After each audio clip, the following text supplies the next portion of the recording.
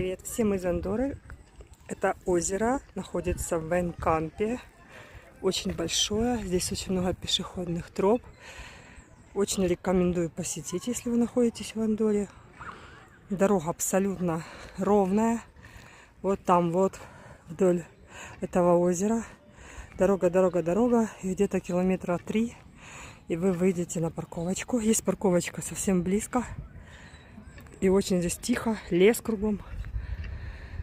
Очень красиво. Так что рекомендацион. На это Энкамповское озеро.